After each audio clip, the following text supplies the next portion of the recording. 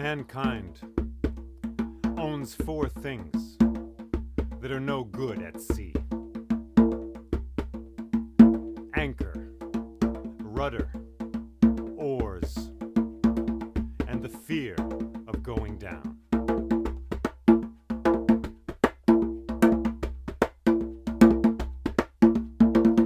Humanity, human beings, the two-leggeds, well, we own four things that are no use at sea at all: anchor, rudder, oars, and the fear of going down.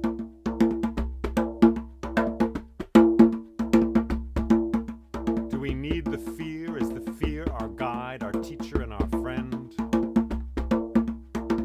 I'm Jay Leeming, and this is the Crane Bag Podcast. I'm going to say some reckless words, and I want you to listen recklessly. For we are about to embark out on the great sea of the Odyssey. That ocean, that story which comes to us and swims in our blood, swims in our bones, and changes who we are. For to enter this story is to be changed. It has the power to change you, like a plant medicine. Like a magic stone you didn't know was magic and found at the end of the parking lot beside the Pizza Hut and put into your pocket all the same. And it made you heavier, but it did more than that. Perhaps it changed you in some way, changed your path, the questions you ask. So this Odyssey will change us. To enter this story, you need 0 for a friend and oblivion for a necktie. You need a ghost of your dead ancestor there as your limousine driver.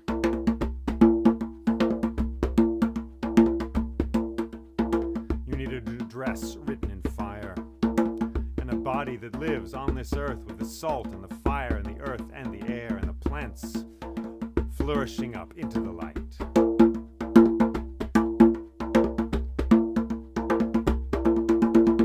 For we are memory creatures, us human beings. We live and eat and speak by memory. We are perhaps the earth remembering itself, and we remember Telemachus, the son of Odysseus, growing up without a father on the island of Ithaca. We remember his mother Penelope, raising him there without her husband Odysseus. We remember the suitors who came to infest that house and devour its wealth and court Penelope, though she did not want them there. We remember how, inspired by a mysterious stranger, Telemachus set out on a journey across the sea. We remember how he spoke with various people, among them King Nestor and King Menelaus, who told him the story of the changing man of the sea, Proteus. We remember how Odysseus himself was kept prisoner on an island by the nymph Calypso, by the magic of her power over him. We remember how the gods finally sent Hermes down to tell her that he must be released, sent home. We remember how Odysseus drifted for 17 days on the sea, remembering all that had happened to him, remembering all of his adventures, all the people he had known, some gone, some not. We remember how, on the 18th day, Poseidon sent a great storm which destroyed his raft, and how he swam across the open sea and crawled ashore on the island of the Phaeacians. A magical people who are kind to strangers, known for their kindness to strangers. Where else would you like to be washed up, dear listener? Where else would you like to crawl out of the sea to, but to the island of the Phaeacians? We remember how they welcomed him. We remember how they took him into their palace there. And now we see all of the Phaeacians there, Alcinous the king, Arete the queen. And we see Odysseus there in a great banquet hall. The candlelight of that place is in our faces. We can look around in this moment which lasts forever and is eternal as a raindrop suspended between a cloud and the earth. We can look around in this moment with the eyes of our hearts and see all the beautiful people there, resplendent. It seems no one there has ever been more brave or wildly imaginative or excitingly, ecstatically revolutionary in this moment, or simply more beautiful. And King Alcinous has just asked Odysseus to tell his story. And so, he drains the last of his wine.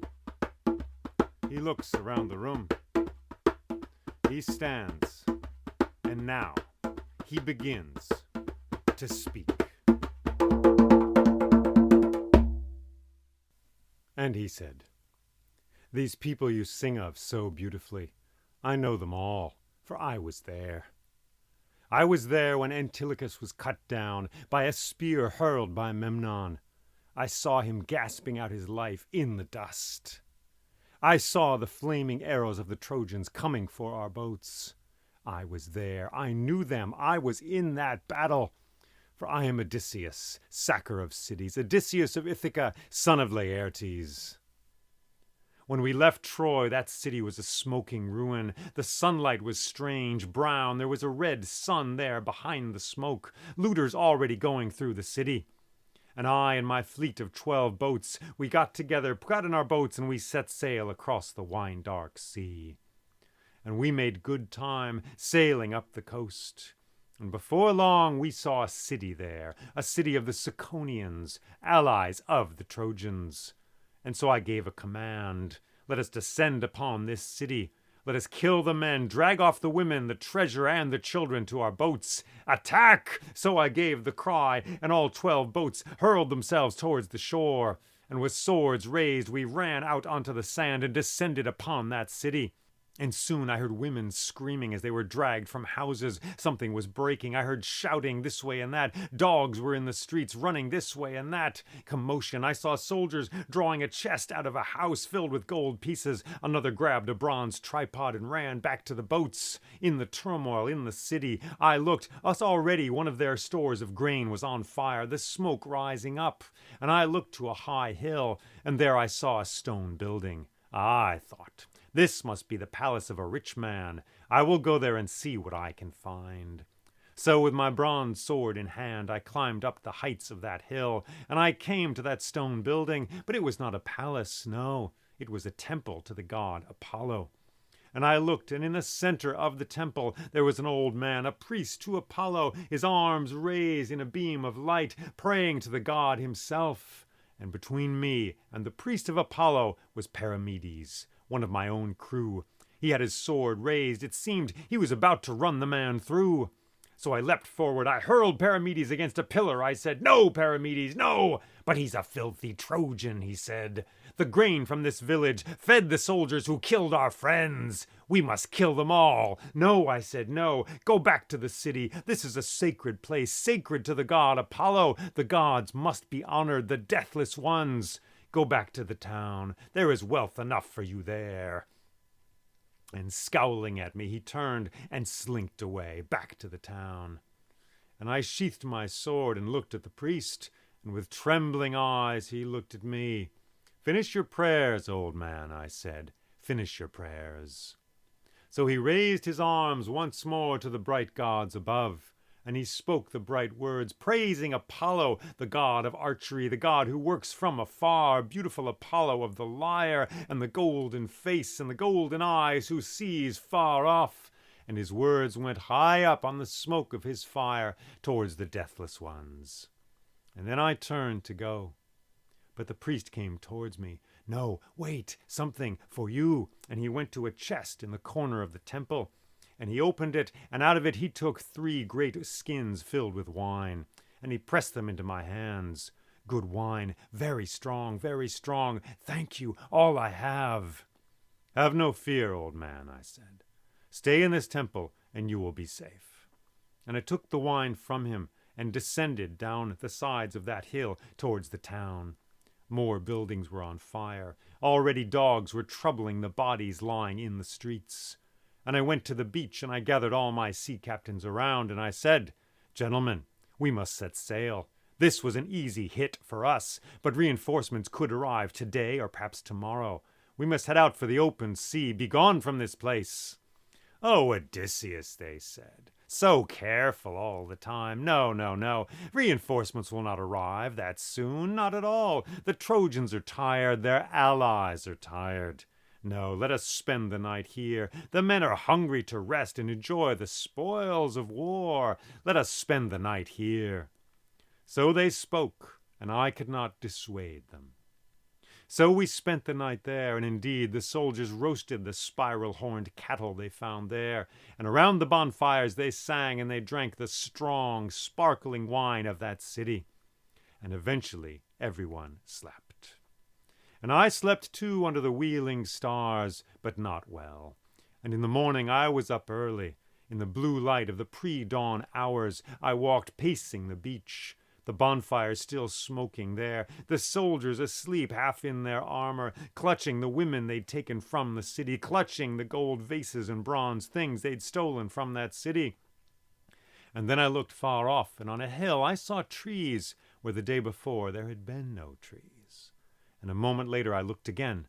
They were not trees. They were spears, spears of men on horseback. And I looked to another hill. Also, it was covered in spears. And I gave a great shout, "Awake! Battle is at hand!" And even as I spoke, the horsemen began to descend from the heights toward the city, towards the beach. I kicked a soldier awake. "Wake up! Battle is at hand!" And already the arrows began to come through the air, winging their way towards us. They killed a sleeping soldier there, another there. "To the boats!" I yelled. And we all ran towards the boats, splashing through the sea. We made a stand with our spears, hurling them at those horsemen, fending them off for a while, but then they broke through, and it was a rout towards the boats. We leapt into our boats, took hold of our oars, pushed off from the shore.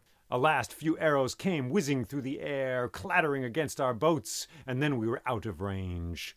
I looked back, the horsemen jeering, shouting at us, and then we were further away. The sea took us. And I looked back at that burning city, the smoke climbing up into the air, and I remembered Troy. And we each gave 3 shouts for all those we had lost in the city of the Ciconians. And then we raised the masts of our ships and dug our oars into the water and sailed away.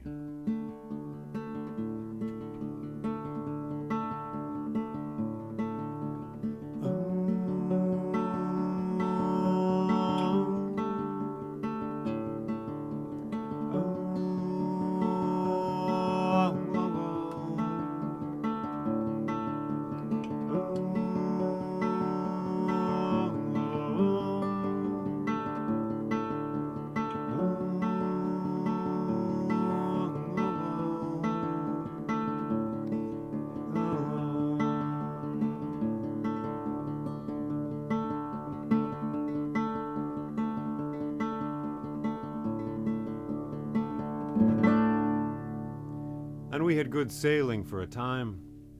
But before long, Zeus sent a storm. A great storm that came out of the north. Winds came shrieking and howling around us. A great squall came at us, blowing this way and that. Our boats were bashed and pummeled across the sea. For 9 days it went on, unrelenting, like the anger of a god. I looked from now and then. I looked through the blowing drifts of the sea, and I counted the boats to see if we were all there, all 12 boats of my fleet. Miraculously, we held together, blown by the same winds. We lashed everything down, held on, soaked to the bone by the waves and the wind and the rain. And finally, on the night of the 9th day, the storm drizzled and drifted away. And I awoke and looked up, and I saw the clouds drifting away, and above them I saw the stars. But the stars were in strange places, and there were other stars I had never seen before. Where were we exactly? I had no idea. Well, in the morning the sun rose. Helios, the sun god, drove his chariot up into the wide blue sky, and we looked, and far off we saw an island green with trees. So we set sail for that island, and came up and drew our boats up onto the sandy shore. And we leapt out of our boats and dragged ourselves onto the sand, lay down there, glad in our hearts to be on solid ground once again, away from the swell and the push of the sea. And we ate what food we had, and rejoiced to be alive, rejoicing in that moment. And after some time, I picked 3 of my sailors and told them to go deep into the island to see who might live there, for there was a trail not far off. Were the people on this island kind and generous, or would they be greedy and cruel? So they went off into the depths of the island. The rest of us stayed there on the shore, looking out at the waves, eating what food we had there, drinking the sparkling wine. And some time later, Helios, the sun god, was at the top of the sky, at the zenith of the wild blue heavens, and still they had not returned. So I went to Eurybates, a man I trusted well, for he always thought as I did. Eurybates, a Libyan man with dark skin. And he and I gathered 2 other sailors, and we went walking along that path deep into the island. And we passed through a forest of tall trees, and then we heard a humming in the air, and we came to a great field of whispering grass. And around us was a buzzing sound, and it came from thousands of bees. For this field was filled with flowers, beautiful flowers on all sides. And I looked ahead. There was a depression in the grass, as a place where a deer sleeps for the night. And I went to that place, and I looked, and there was a man, an old man, a Hyperborean sailor from the far north. He had a tusked helmet on, and he was chewing on a flower. It looked like he'd been there for years. And I looked a little way off. There was another man in the grasses, a Libyan man with dark skin, chewing on a flower. Yes, the same type of flower. And there was a third. I went. There was another man there. It was Paramedes, one of my own sailors. Paramedes, I said, what are you doing there? We've got to get home. Home, he said. What is home? Captain, sir, what I am doing is chewing on this flower. This lovely flower, and the sweet, delicious taste of this flower. Well, that is all the home I will ever need. What? I said. Come on. Remember Ithaca. We have to get back home to our wives, our families, home to the sweet earth of our island that is our home. No, he said. This flower is all the home I will ever need. Go away, you loud man. I don't know who you are. And Eurybates and I looked at each other. And without a word, we lunged forward and took hold of him. And he shouted out, Wait, no, leave me here. And we looked. There were the other 2 sailors there. Grab them all, I said. Grab them and drag them back to the ships, or we'll never see home again. So the others leapt to it with ropes, and putting them on our backs, we hauled them away from that field, lamenting the whole way. No, wait, leave us, leave us. Still, we dragged them away from that buzzing, intoxicating field and through the forest. We came back to the ships and hurled them into the holds of the ships. Go, I said, grab hold of your oars, row for your lives, or you'll never see home again. We leapt into the boats, pushed off from the shore, and taking hold of our oars began to bite the waves. And then we raised the masts of our ships and sailed away. And we had good sailing for about 2 days. And then we came to a foggy place. So we slowed our passage over the sea, moving slowly through that drifting fog. And then we heard the bleating of goats. Drifting slowly through the thick fog, we came at last to an island green with grass. We got out. This island was small, with no great hills or mountains, but it was covered in grass and in goats. Easy to kill. We killed many of the goats and roasted them over fires. And we're glad once more to have that delicious food, to be alive in that island there, sitting in the grass at our ease. So we stayed for a whole day, and then slept that night on that island beneath the wheeling and circling stars. And the next morning the sun rose, and again we feasted on the goats that were there. And that day I looked, and between the drifts of the fog I saw another island not far off, a rocky place. And I saw on the shore there was something which looked like an immense tree. And as I watched, this tree began to walk. And then the fog drifted over it. What had I seen? I did not believe it. And we spent the day there on the Goat Island. And the next morning early I gathered the captains together, and I said, I wish to explore this island not far off. I will take one boat, and we will go and see what there is to see. So I gathered my crew, and we got in our boat, and we set sail from that island, sailing through the fog. And soon we left the fog behind and came to a great rocky island. We brought our boat up onto the shore and stepped out onto the sand. And then walking away from the beach, we came to a field of green grass. But this grass was cropped close. Clearly sheep and goats lived on this island as well. And walking further, we came to an immense cave. And walking into this cave, we found a large fire pit there. And against the wall there were wooden racks with cheese drying on them. And then not far off we found an immense spoon, a spoon made of olive wood, as large as a man's leg. And Eurybates spoke and said, Odysseus, clearly some great man lives here, a giant, a monster of a man. We don't want to be here when he comes home. Ah, Eurybates, I said, let us not be so cautious. Soon we will be home and dry on Ithaca, there with our families and our friends. But for now we are out in the wilds of the world. Don't you want to see such a man as this? Don't you want to see such a giant, monstrous man like this? It's true what you say. I say we stay and see what he is like. So I spoke, speaking from my heart, and I persuaded them. But if only I had failed. For some time later we heard a thunderous sound, footsteps coming from far off, shaking the earth. And then we heard the bleating of goats and of sheep, and great flocks came towards the cave, and ran streaming into that cave, and behind them came the largest man any of us had ever seen, a monstrous brute with a single eye in his head. And he took hold of a large boulder there, and hefted it up, and put it in front of the door, blocking out all the light. Wham! It went down. And then he turned and went to the fire pit, and kindled a fire there. And the wood crackled, and the flame went up, lighting that cave. And he looked at us, and he said, You've been eating my cheese.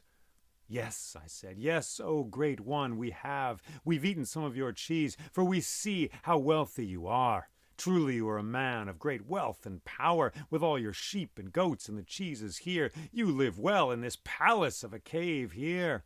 We are travelers who are destitute. We've come a long way, all the way from Troy. We've been blown here by a horrendous storm. So we come to your door, having nothing, praying that you may be generous with us. For as you know, all travelers are sacred to Zeus.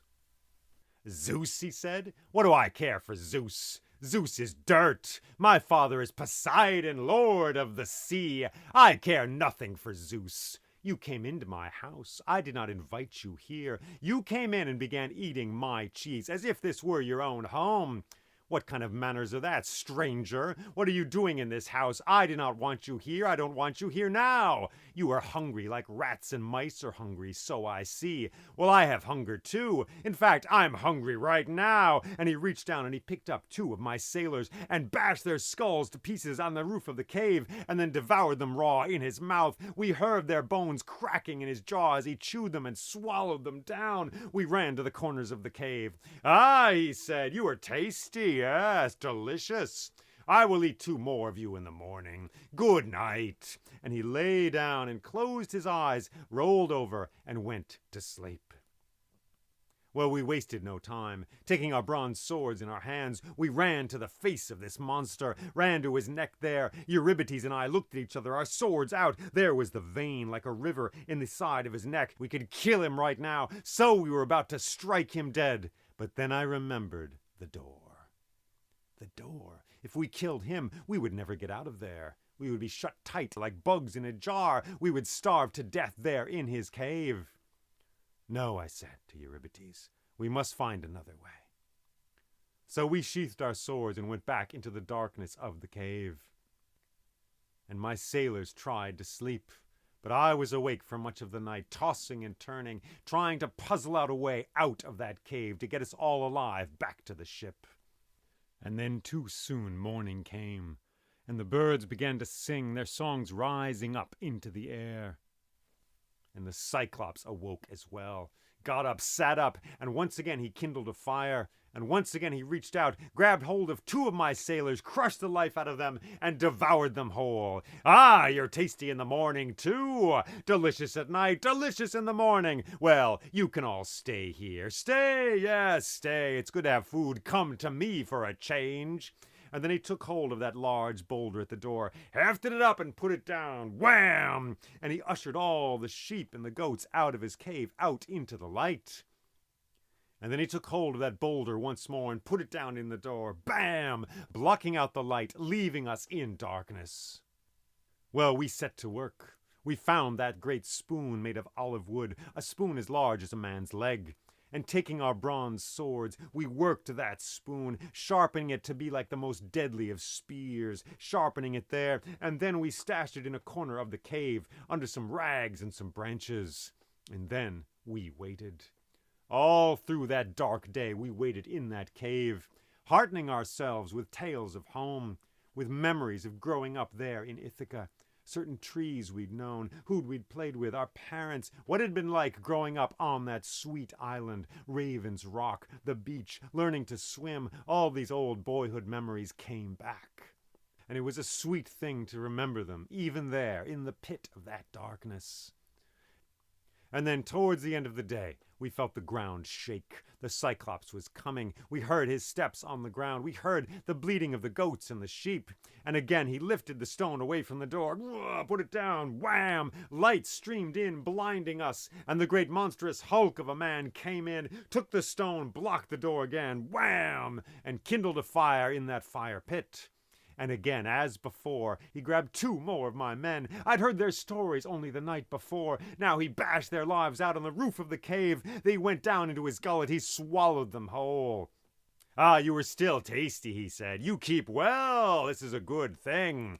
And I approached him and I said, "O great one, O great and powerful one, I have a gift for you." "A gift? What gift is that?"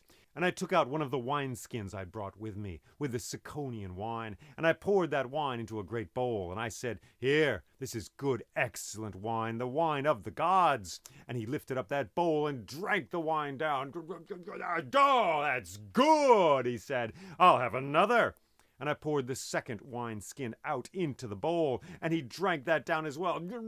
"Oh, tasty stuff. I'll have some more." And I poured the third wineskin out into the bowl, wine that was very strong, so strong humans usually drank it diluted 30-1. But I gave it to him straight. He hefted that bowl up. He drank it down. "Oh, that's good," he said. "It swims and buzzes in my heart. Yes, stranger, tell me, who are you? What is your name?"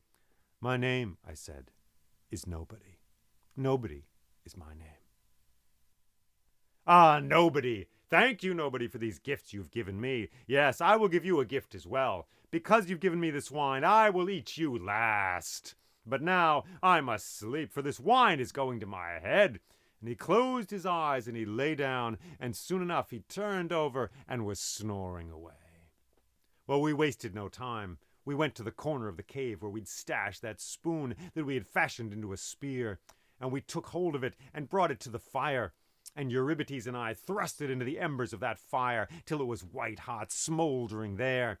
And then we went to the Cyclops, to his great sleeping face. There was his immense eye, the lid closed, and taking hold of the spear we had made, we thrust it into the eye, drilled it in as far into his skull as we could, and he yanked that spear out of his head. Blood went everywhere, covering the floor, and he began to roar and reach into all the corners of the cave, trying to find us here, the ground slippery with his own blood. We went scampering away to this corner, that corner. He whirled here, there. He roared out again, "Ow!" And soon we felt the ground shake. Other Cyclopses were coming. They came to the door of the cave, and they said, "Polyphemus, dear friend, what is troubling you in there?" "Nobody has attacked me. Nobody has blinded me," he said. "Well, if it's nobody, dear friend, then you have nothing to fear. Clearly it's just a dream. Go back to sleep. All will be well." And they turned and walked away. Inside the cave, he roared out. He looked for us more, scampered this way and that, tried to find us in the shadows, but small as we were, he could not find us with his blind fingers. So he closed his eyes, lay down, and eventually he slept. And then, in the darkness, I took some rope I'd found in a corner of the cave, and I began to tie my sailors to the bellies of the sheep, tying them there, fastening them all beneath every sheep, so they were lashed tight. And then, too soon, morning came, and the birds began to sing, and the Cyclops awoke and sat up. And he took hold of the great boulder in the door, lifted it up, and put it down, wham! And he led his sheep and his goats out, ushering them out into the grasses. But he was careful, for he sat in the doorway, and using his hands he felt the backs of all the sheep to make sure we were not riding the backs of these sheep out into freedom. But as my sailors were tied fast beneath the sheep, they all slipped free. And as for me, I took hold of the underbelly of the largest ram I could find, and clung on there, the wool there in my face, the sweet, fleecy wool. And the ram went shambling towards the door, and the Cyclops reached down and petted its back there, and he spoke, saying, "Oh, my dear ram, why are you so slow today? Usually you are the first out of the cave in the morning. Are you sad because your master has lost his eye?" And the ram went under his hands and out into the grass. And I let go of that ram and sprang free, and took my knife in hand and cut my other sailors free from the sheep they were tied to. And then we all ran towards the shore as fast as we could go. And we leapt into our boat and took hold of the oars and pushed off from the shore. And there was the Cyclops in the grasses. I could see him. I yelled back, "Oh, Cyclops, you think it's nobody who has beaten you? Well, I am not nobody. I am someone. I am Odysseus, son of Laertes, Odysseus of Ithaca. When you are asked by your friends who has blinded you, tell them it's Odysseus." And the Cyclops roared and took hold of a large boulder and hurled it through the air. Whistling, shrieking, it came towards us, and it just cleared our mast and landed on the other side of our boat, and a huge wave went up, driving us back towards the shore. Our bow drove itself into the sand, and hearing the noise, the Cyclops ran down from the field towards the shore. "Go," I said, "go, row, row!" And so we rowed, pushed off from that shore, out into the sea. And I saw him there on the shore. Leaving him there, I yelled once again, "Cyclops Polyphemus, it is I, Odysseus. I am the one who has beaten you, Odysseus of Ithaca." And he took another huge boulder, lifted it up, and hurled it through the air. Shrieking, whistling, it came towards us, but this time it landed between us and the island. And a great wave went up, pushing us away from that island and further away.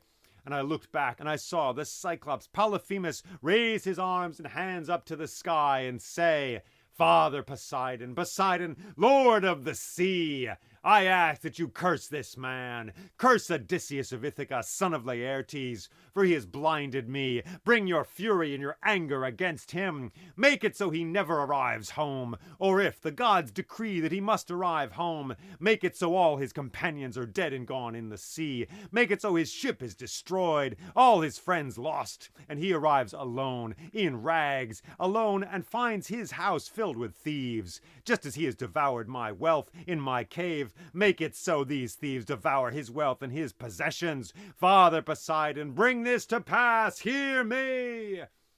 So he prayed as we paddled, for all we were worth, away from that island.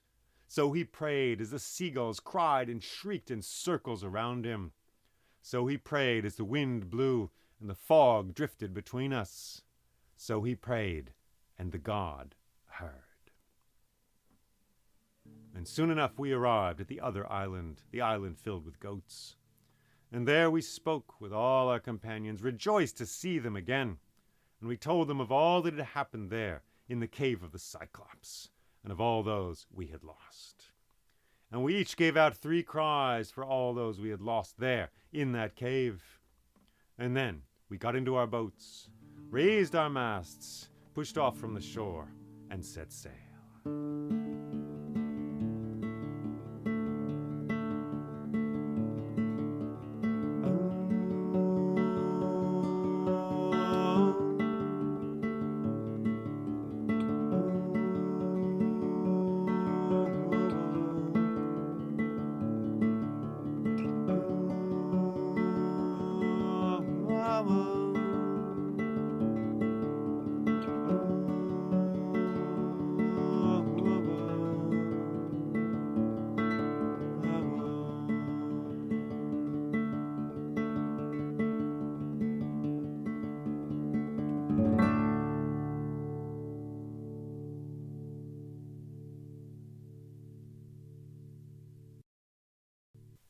So a good way to go into a story like this is to let it wash over you, to just sit with the images of this story.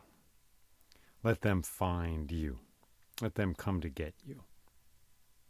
It's not like an entertainment you watch and then turn off and wait for the next episode. It is something which you can sit with, and it's a landscape. You can enter and go to different parts of this landscape. Where does it feel right for you to be? In the Cyclops Cave, on the island of the Lotus Eaters, pillaging the city of the Siconians, or standing up at the banquet and saying who you are and what your story is. If there's a moment in this story which comes to find you, that is important. And it is a moment that is entirely dependent on who you are and where you are and when you are in this journey we call life. It will be different another time you hear this story. So I ask you, I invite you to feel back over the story, all these things that have happened, and see where it is right for you to be, to stand, to sit. Or say it's a river, and that's where you get to drink. So I invite you to do that. But of course, I'm the one here. If you were here with me, we could talk about it. I'd love to hear what those moments are for you. I've done this with audiences, right? And it's great because the story suddenly comes alive. This person feels that they're here. And it's different for every person, like I said. One person feels like they're in that cave. Another is riding under the sheep. Another is yelling his or her name to this monster. Yelling your name to monsters. Is that who you are? I've also been in groups where we have the names of smaller groups, and you get to pick one, So you get to pick a group. Like, are you in the club that is those who yell their names to large monsters? Those who watch their comrades get eaten alive? Those who stand up at the banquet and speak? Those who weep at the banquet? How about that? Is that the club you want to be in? Is that, well, not maybe want, doesn't come into it. Is that the club that you feel you are in? Those who shout their names jubilantly to the monster, happily. Those who see their friends forgetting where they're from, wanting only to lie in the grass and eat the flower. Well, I'm going to speak to where I am in this story, because I'm here. And for me, well, what jumps out is the nobody. I'm nobody. It's so great, isn't it? This guy, this fighter, this arrogant soldier. He's arrogant, right? I mean, the first thing he does when he gets back from Troy, when he leaves Troy, rather, is to pillage a city. That's what he's built to do. That's what he's been taught to do. That's what he has perhaps loved to do, even. It's a horrible My Lai, Vietnam, Iraq, Afghanistan type of moment, right? He's the warlord. The Odyssey is very clear about this. If you go look it up, I've fleshed the scene out a lot, but it just says what happens. We killed the men, dragged off the women as prisoner, and the children as well, and all the wealth we could grab. So as a storyteller, for a while, I was like, I'm cutting that out. That's gross. I don't want that in this story. But then I realized how crucial it is to the whole thing. You can't take it out. Yes, he's arrogant. Yes, he's a soldier. Of course, he's been in war. He's been in combat for 10 years. You don't just go from there to pouring wine for your wife at home in 5 minutes. It takes some work. And that's what this story's about, among other things. So we see him here pillaging a city. Of course, that's what he does. Of course he does that. And it is horrible. But it also gets him the wine which saves his butt when he's in the cave of the Cyclops, which is a fascinating detail. So if I had to sit down somewhere in this story, I would sit down in that place when he says he's in the cave and he says he's nobody. I've wanted to be nobody. Who among us has not? Perhaps you haven't, listener, but I was bullied a lot as a kid, and I wanted to be nobody so I wouldn't be seen. But the bullies notice that, they smell that, and they find you out. We live in America, a bully society, more so than other countries. Look at the cars we drive. Look at the heroes we have. Look at the way we deal with bullies. We deal with bullies by bullying them. Stand up to the bully. Show him who's boss. Other countries, Europe in particular, deal with bullying by making the community more strong, getting the kids in the school to be more of a team. So the bully feels left out. You don't want to be the bully because then you're alone. You're powerful, but you're alone. Anyway, as a kid, I was bullied quite a bit in public school. And so being nobody, wow, I wanted to be nobody. Leave me alone. Leave me alone. That's the strategy Odysseus chooses. And it works for him for a while. It works for him until, it works for him well until he can't do it anymore, until he just has to declare himself and say, I'm not nobody, you big monster, I'm somebody. Now, I've felt that too, of course. Perhaps you have also. I'm somebody. Somebody beat you, and it's me. And he gives the Cyclops his name, his address, his father. He gives him everything the Cyclops needs to curse him thoroughly. And Poseidon hears, and that's when the real trouble begins. Because now it's just not storms and monsters and trouble on the way home, but it's the anger of a god. Gods who do not die and are super powerful and relentless, merciless as well. So in a way, he's sentenced, because later on in the story, he will be nobody for a good long time. He will get home, and he will have to be nobody for a real long time, and be abused, be bullied by others. It's as if the gods say, well, you couldn't handle it, Mr. Big Man. You wanted to be the big man so much, the great hero. You could not set that aside for long enough, and so we're going to punish you by making you be nobody for a good long while. So that's something we'll see later in the story. But for right now, it is kind of magical that he is able to go there. I guess that's the thing. He's able to do it. This guy who's arrogant, and it's not for long, and as soon as he stops, he's in deep trouble. But for a little while, he realizes in that cave, he has a moment of insight where he realizes this thing is super powerful, more than me. He's eating my crew alive. And so I'm going to be nobody. I'm going to hide. Not just like hiding in the dark, but hiding yourself. We connect names with the self, right? To name something is to cast a spell over it. Just as we spell words, use the words to cast spells. That's the old understanding of names for things. He gives up his name. And of course, in this story, in this world, memory is super important. It's a poem. It's a story about memory in many ways. Is he remembered? Is Odysseus remembered when he comes home? By telling it, all of these events are remembered. The war is remembered. The characters are remembered. Who we must remember could have been real, or could have been based on real people. And so it's memory. And how are people remembered? By their actions, by what they do. And Odysseus does not want to disappear. He does not want to become ash in the mouth of some god of time, like Shiva, if I can mix my mythologies, who devours everything. He wants to be remembered, and I have done this. I have achieved something. In the same way, we saw little Ajax earlier. Zeus told his story, how he was the god sent a storm as he came home from Troy, and he survived that storm and then cried out in his arrogance that he was better than the gods. And of course the gods heard that and offed him right there. Interesting, in this story, there's two Ajaxes. There's a little Ajax and there's a big Ajax. If you were writing a novel, you might not do that. The two different characters with the same name. But I kind of like that because it's sort of real.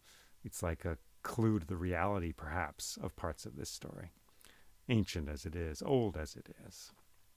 So I go to the nobody part. But there's so much strong drink for the heart and mind in this story. The forgetfulness on the island, that is fantastic. The sailors who eat of that flower and forget their homeland. And again, this comes early on in the story, in their journey home. You could see, in some ways, this whole thing passes from, it's not random, the order of these events. Sometimes it seems like they could just happen on any island at any time. But at least in this part of the story, there's a sequence. And we go from reliving Troy in a way as listeners to the story when we're there pillaging the city and things are burning. There's dead bodies in the streets. It's horrible. And then we go to the island of the Lotus Eaters. After 9 days of storm, let us not forget, after Zeus just sends his storm to blow them like completely off of the known world, off of the map. They do not know where they are. They've lost their way. They've lost their way. And then we get this flower which they eat, and it takes away memory of home, takes away the desire to go home. So forgetfulness, I would guess, is something a soldier might want, because you've seen horrible things. Now, what do I know? I haven't been in combat. I'm not a soldier. So I'm out on a limb here, in a way. But that's my impression. That's my experience from the few soldiers I've known, I guess, is you want to forget. Just forget that whole thing. Blot it out. All that death, all that killing. Their friends they saw die in Troy. They want to forget all of that. And so we get this island of forgetfulness where you eat the flower and you forget everything. And you don't want to go home because that forgetfulness is so sweet. Maybe when you get home, that's the problem with going home, is you will have to relive everything. How was it, they'll say. Have you ever groaned at that question? You've been through some experience. Maybe it was a great experience. Maybe it was like a wedding, trip to Venice or to Beijing. Maybe it was a wild, fantastic trip you went on. It was just terrific. Maybe it wasn't a tragedy. It was something great. And you come back and you get that question, how was it? And what can you say? Well, you say some words. It was good. Yeah, it was good. How was Egypt? Did you see the pyramids? Yeah, it was great. It was great. What's for lunch? I mean, there's no way to convey the experience you've had. Have you ever felt that? I don't know. I certainly have. You weren't there. You don't know what it was like. So I felt that with good experiences for sure. You know, people ask me, how was it? And there's just no way to describe. And perhaps these soldiers on this island of the Lotus Eaters, perhaps they are dreading going home because of exactly that question. There's no way they can communicate what they've been through. 10 years of war. What's it going to take for you to understand me? No, you're not going to understand because you weren't there. So going home is like a horrible sentencing, right? To have to relive this story, perhaps even to make a lie out of the story. It was great. Yeah, it was great. We pillaged the city. It was wonderful. It was a big victory for us. When in your heart, it doesn't feel like a victory. It feels like a defeat because you won the war, but Achilles died, you know, for just to take one. Antilochus died, the son of Nestor. Your friends died. So maybe that's why they love the flower so much, these soldiers on that island gnawing on that flower. So this is a story that's been told for a long time, approximately 3,000 years, written down around 800 BCE, but told before that by many, so it would seem. It's not the work of a single person. Well, we don't really know, actually. It's all fog and mist and mystery. But the best guess is it's a story that was told by many different people at different times. A bard would sing it. Just as in the story itself that we're hearing, there are bards, singers, trained in the art of singing stories, just as there are those in this story.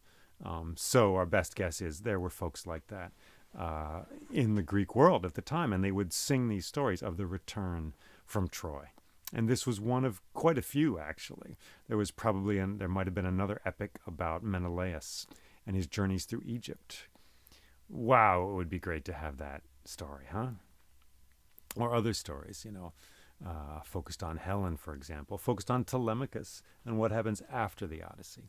So our best guess is this story was improvised, told by many different people, and we just have one written down at a particular time. Perhaps it's a collection of several tellings of the story. Perhaps it's one bard who might have been named Homer, who somebody was like, I got to write this down because we've got this new technology, which is writing, and I want to record this for the first time. So that's one guess as to how this happened. We didn't really understand this, we being modern people, until the 50s, when Albert Lord, a fellow, did some studies in Yugoslavia and found actual bards there. Surprise, surprise to Europeans and Americans, there were bards, there still are around, bards in Yugoslavia who could do amazing things with memory and would tell long, beautiful stories. So that's how we figured out that this was a story told by bards and told throughout the Greek world, apparently. So this story has lasted that long because its images have power over us. Not just because it's entertaining what happened to this particular guy, Odysseus, but because people find themselves in the story. They see themselves there, men, women. We find ourselves in this story. So that's the invitation this story holds out to us as we make this journey, is to find our place in it. And as a friend of mine said, he said, I see with this story. So with this story, we can see the world around us. We can find Telemachus here in going to the university. As a university student or whatever, we can see the monsters around us for what they are and decide if we're going to be nobody or somebody. I've said this elsewhere at other times, but I studied poetry in New York City and worked as a temp in Midtown Manhattan. And I wanted to be nobody there. I didn't want to be found out as a poet because I was in a realm of money and power. And poetry, what are you doing that for? That is nuts. Why are you studying poetry? So I was nobody there, and that was fine with me.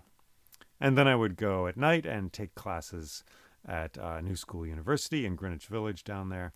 And, I'd feel more like somebody. But honestly, I felt out of place there, too, because I was still wearing my bad tie, my unstylish tie from my day job.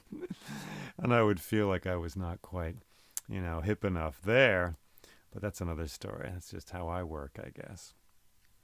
But I remember those big buildings, the big corporate buildings, and me in there, feeling like nobody and feeling like I was surrounded by the monstrous giants of this world. So those are some thoughts on this part of the story. Boy, there's a lot to say, though, isn't there? I would say also we're meeting some of his crew.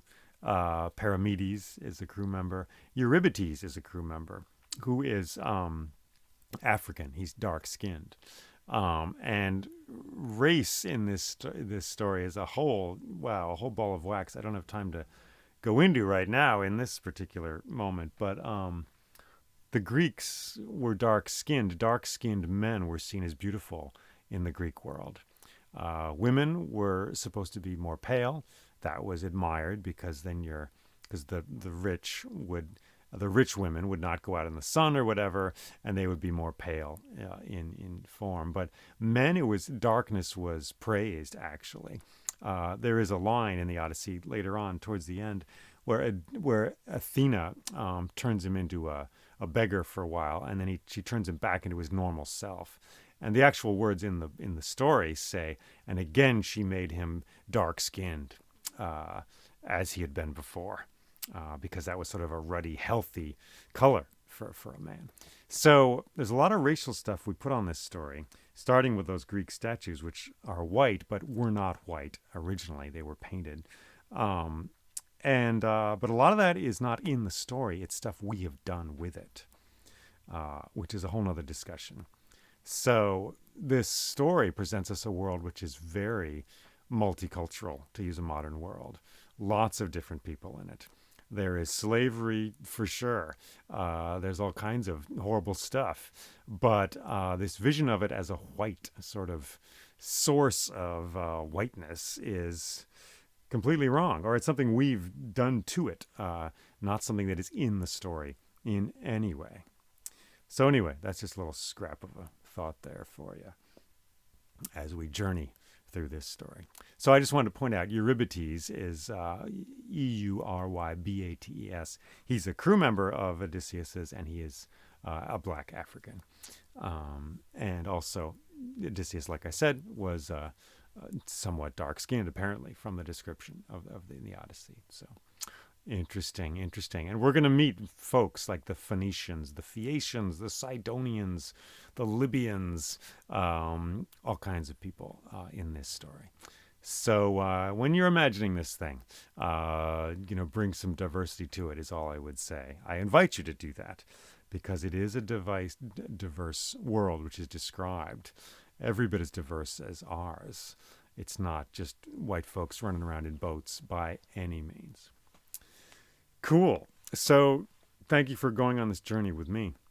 Thank you for exploring this story with me. Next time around, we will take another piece of this story and journey into it deeper. What's going to happen next? Where are we going? How is this guy going to manage to sit down with his wife at the end of all this? What does he need? What training does he need? What schooling does he need from the world, from the goddesses, from the monsters, from the storms that life gives him? What schooling does he need to move from his warrior status, his arrogant warrior self, to the kind of person who can sit down in a house and be with his son, be with his wife, be with his grandparents? Well, that's one question this story asks. And we will see it answered as we wander across the seas. For this life is a wandering, for we are boats on the ocean. And there are currents, and there are storms, and there are waves. And we tack forward. That's what Carl Jung said. We move by tacking. The soul moves by tacking. You get to your goal by going kind of askew and askance to your goal. Thanks again for listening to this. I will end this broadcast, this piece of audio sound with what? With, I don't know, wild improvisations, water, mother, goddess, water, waves. We see the sea, the mother of all life. By listening to this story, we kneel down beside that sea, that ocean. We hear its murmur in the vowels of this language.